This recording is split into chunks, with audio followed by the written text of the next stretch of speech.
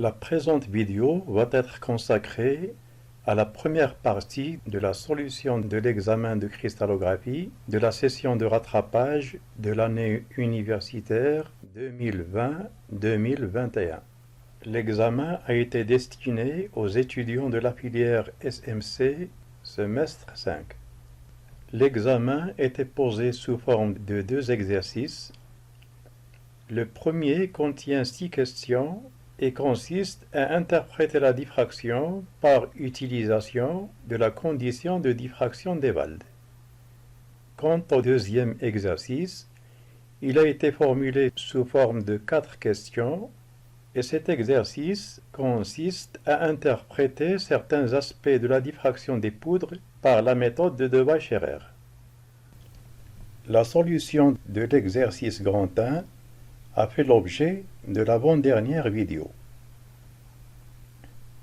Quant à l'exercice grand 2, les solutions des questions 1 et 2 ont fait l'objet de la vidéo précédente. À la question 1, nous avons démontré que pour le mode de réseau de Bravais centré, l'intensité IHKL est nulle pour les diffractions pour lesquelles H plus K plus L est impair. À la question 2, nous avons précisé que la deuxième raie directe de diffraction d'une phase cubique centrée est la raie 200 correspondant à la diffraction du deuxième ordre de la famille 100. D'un autre côté, nous avons démontré que la distance interréticulaire de la famille 100 est égale à 4 angstroms et que cette distance correspond au paramètre de la maille. À la troisième question de l'exercice grand 2, on demande si la famille qui est à l'origine de la diffraction étudiée, à savoir la famille 100, donc si cette famille diffracte à un autre endroit ou à d'autres endroits. Et si oui, déterminer là où les distances entre les raies de cette ou de ces diffractions et la trace du collimateur, puis représenter ces raies sur la figure de l'énoncé. Comme nous l'avons signalé dans la question précédente, la famille qui a donné les raies reportées sur ce spectre de diffraction de Debye-Scherrer est la famille 100 et cette diffraction correspondait à la diffraction de la famille 100 au deuxième ordre. Pour savoir maintenant si la famille 100 diffracte à un autre endroit, il va falloir calculer l'ordre maximal de diffraction de cette famille.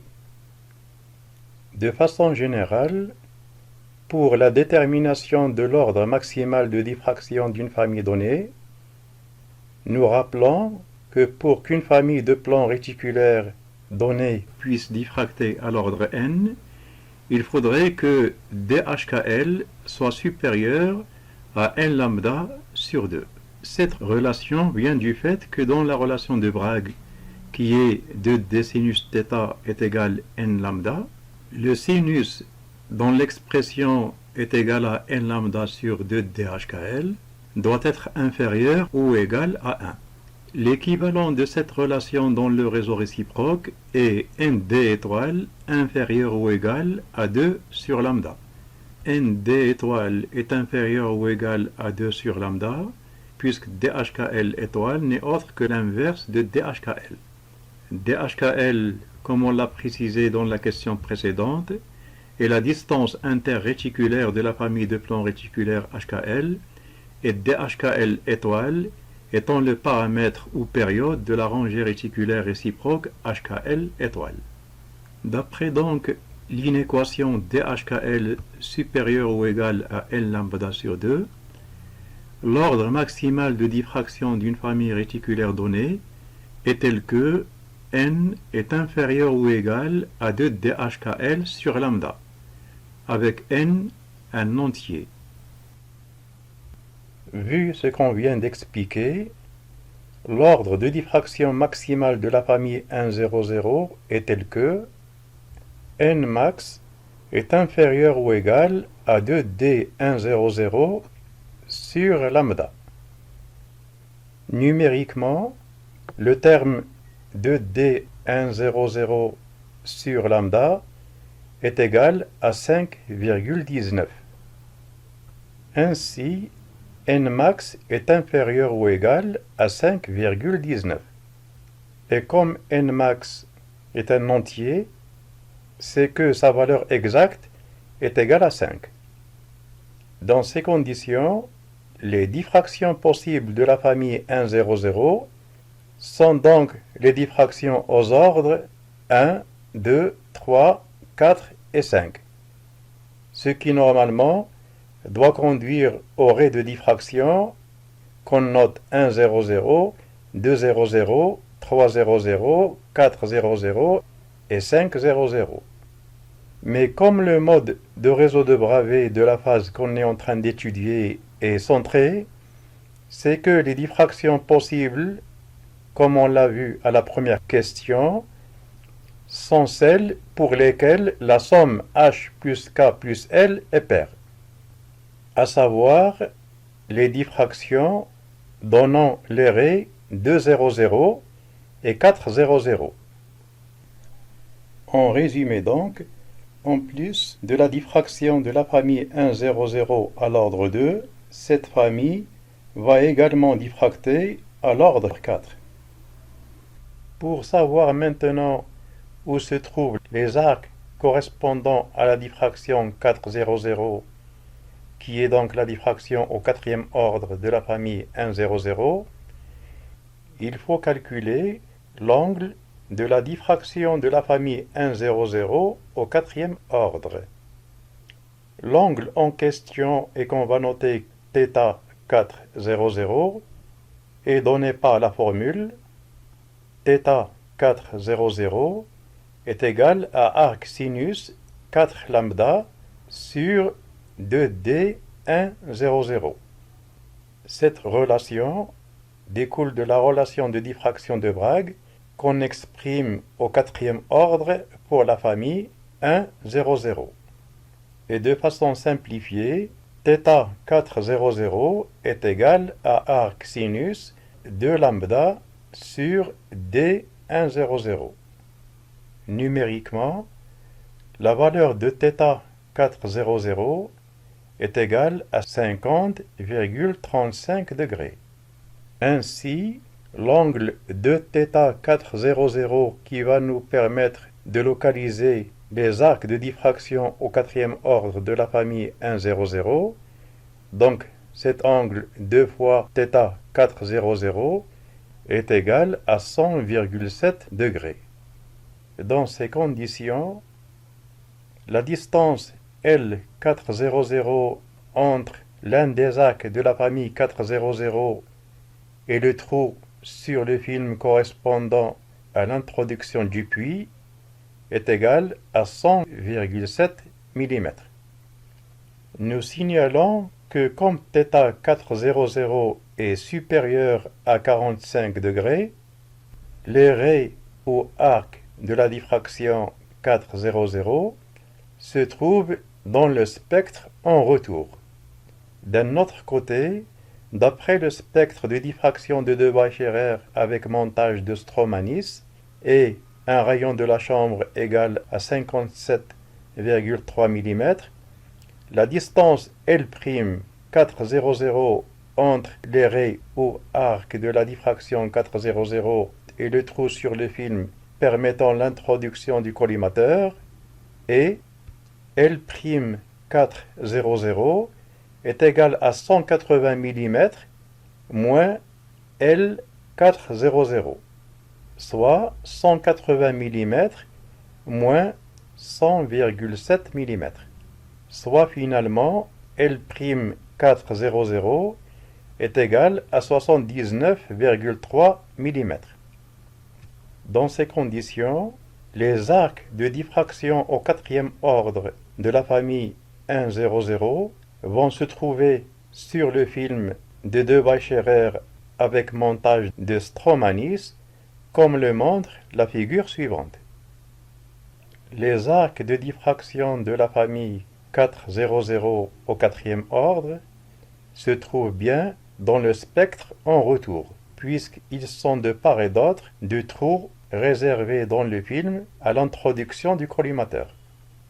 L'arc gauche de la diffraction 400 se trouve à la distance 100,7 mm du trou réservé dans le film à l'introduction du puits permettant la récupération des rayons X résiduels. Et par rapport au trou permettant l'introduction du collimateur qui conduit les rayons X, les deux arcs de la diffraction 400 se trouvent de part et d'autre donc de ce trou à une distance égale à 79,3 mm. Des détails supplémentaires sont reportés sur cette figure. À la dernière question de l'exercice grand 2, on demande que deviennent les raies de diffraction reportées sur la figure de l'énoncé si la phase cubique étudiée devient orthorhombique avec les paramètres A est égal 4 angstroms, B 6 angstroms et C 5 angstroms. Puis reporter les modifications sur la figure ci-dessous. Pour traiter cette question, nous signalons que quand le système est cubique, la famille réticulaire 1,0,0 est équivalente aux deux familles réticulaires 0,1,0 et 0,0,1. Et puisqu'il s'agit de familles ayant toutes comme distance réticulaire d est égal à, du fait que de façon générale dans le cubique DHKL est égal à A sur racine de h au carré plus k au carré plus l au carré. Et puisqu'il s'agit de familles ayant toutes comme distance réticulaire d est égal à, leur raie de diffraction à tous les ordres, et en particulier au deuxième ordre qui nous intéresse, donc ces raies de diffraction seront confondues, puisque même D, ça veut dire même angle θ de diffraction. Les raies ou arcs des trois diffractions au deuxième ordre 2,00, 0,20 et 0,02 sont confondues et se situent toutes sur le spectre de diffraction de De Weiercher à 45,3 mm de part et d'autre de la trace du puits, à savoir de part et d'autre du trou se trouvant sur le film réservé à l'introduction du puits qui permet la récupération des rayons X résiduels. Comme nous l'avons illustré sur la figure ci-dessous, les raies ou arcs des trois diffractions au deuxième ordre 2,00, 0,20 et 0,02 sont confondus et se situent toutes sur le spectre de diffraction de De Weiercher à 45,3 mm de part et d'autre du trou réservé à l'introduction du puits permettant la récupération des rayons X résiduels. Nous faisons remarquer au passage que la famille 1,0,0 est parallèle au plan Y au Z puisque K et L sont nuls. Cette famille contient donc la face BC. La famille 0,1,0 est parallèle au plan X au Z et de ce fait la famille 0,1,0 contient la face AC. Quant à la famille 0,0,1, elle est parallèle au plan X au Y et de ce fait cette famille contient la face AB. Si maintenant la face cubique centrée que nous avons étudiée devient de symétrie orthorhombique, les familles réticulaires 1,0,0, 0,10 et 0,01 ne vont plus avoir la même distance interréticulaire. Ainsi, et comme dans l'orthorhombique DHKL est égal à 1 sur racine de h au carré sur a au carré plus k au carré sur b au carré plus l au carré sur c au carré, alors les distances interréticulaires des familles 1,00, 0,10 et 001 seront comme suit. D100 dans l'ordre rhombique est égal au paramètre petit a qui est égal à 4 angstroms. Et comme nous l'avons vu dans la question 2, cette distance correspond également à la distance de la famille 100 dans la phase cubique que nous avons étudiée. Et comme donc D100 dans le cubique est égal à D100 dans l'ordre rhombique, c'est que les raies ou arcs de la diffraction au deuxième ordre 200 dans l'ordre rhombique seront exactement à la même place où elles se trouvaient dans la phase cubique centrée. Ainsi, les arcs de la diffraction au deuxième ordre de la famille 100, à savoir les arcs de diffraction 200 si la maille devient ordre rhombique, seront situés, comme dans le cas cubique, à 45,3 mm de part et d'autre de la trace du puits, à savoir de part et d'autre du trou se trouvant sur le film et qui est réservé à l'introduction du puits permettant la récupération des rayons X résiduels. La distance interréticulaire D010 quand le système devient cubique est égale à petit b, à savoir à 6 angstroms.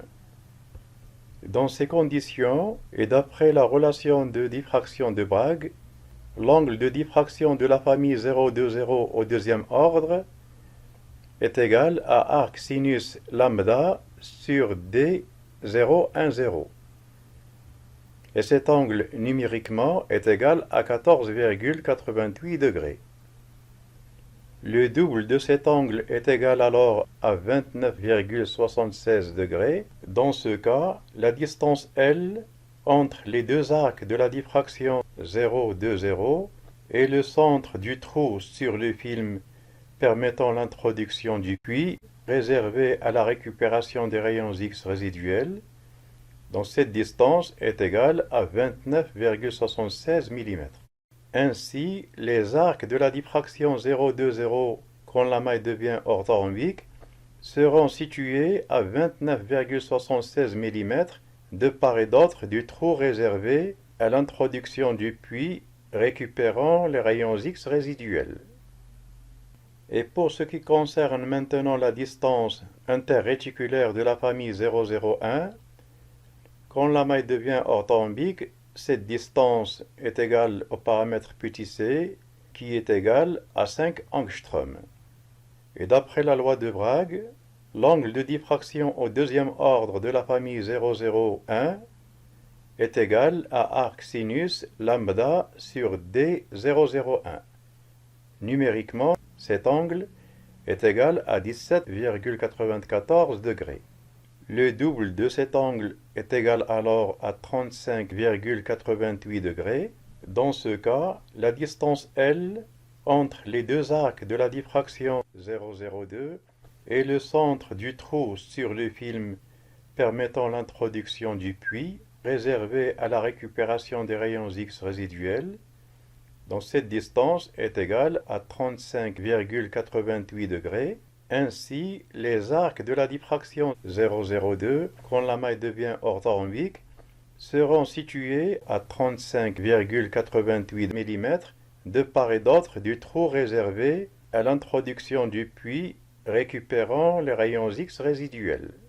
L'illustration de ce qu'on vient d'expliquer peut se faire par la figure suivante.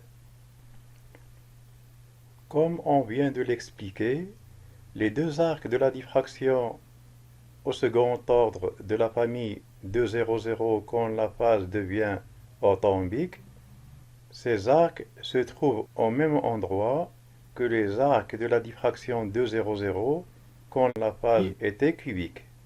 Et ces arcs se trouvent de part et d'autre de la trace du puits à 45,3 mm.